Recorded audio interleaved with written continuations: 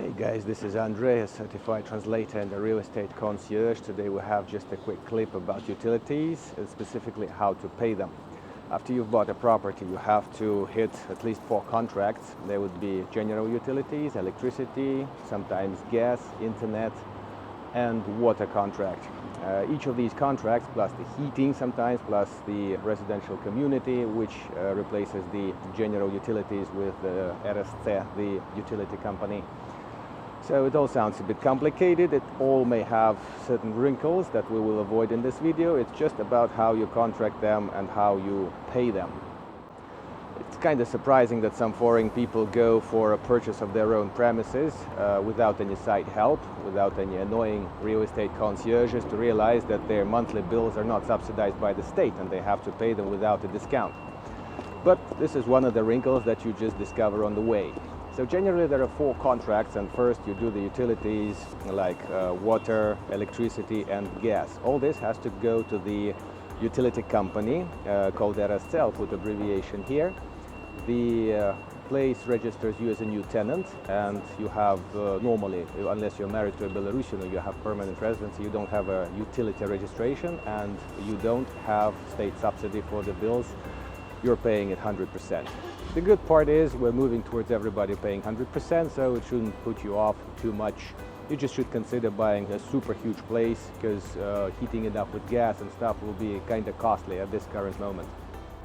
So you go from a company to a company. They're all state companies mostly. You do the water, the electricity, the gas, that all come in separate bills, except for the water. It gets included into the general monthly statement.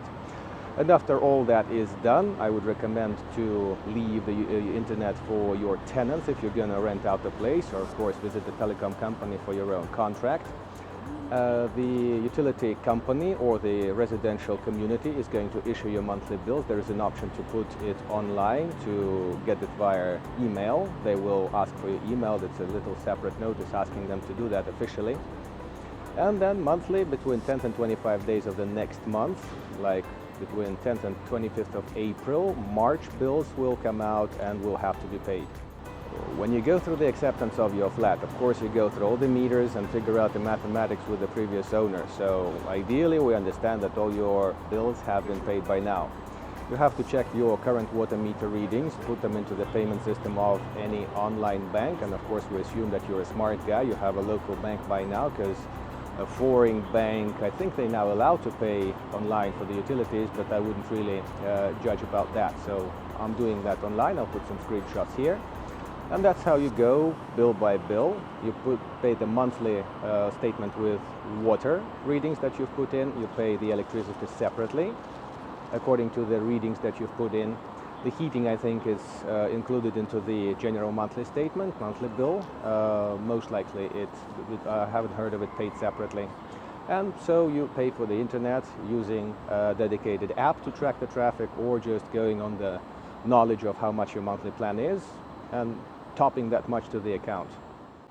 Well, just as a little spoiler, I would say I've seen a bunch of cases since 3 years back about meters not really belonging to a flat, about previous owner leaving behind an obvious debt of, say, 200 cubic meters of water, of residential community debts, a discrete debt.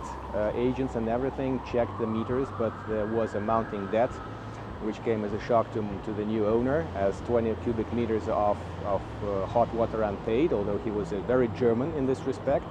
And many other respects, he always covered his bills, but this came as a surprise that involved some, let's say, nearly detective skills to get it resolved. But generally you do it monthly and you're not really bothered. For the houses it's easy. You don't use electricity, you don't pay anything, just the annual tax and of course the grass trimming. Sometimes real estate agencies that we might or might not be using are giving a little crib with addresses and phones of what has to be attended to. Very often the meters have expired verification and so on and so forth, so the contract thing we come to an office for does not really work out immediately. But generally all the tragedies can be resolved or can be tracked by prior screening. That's where an agency partially is actually needed.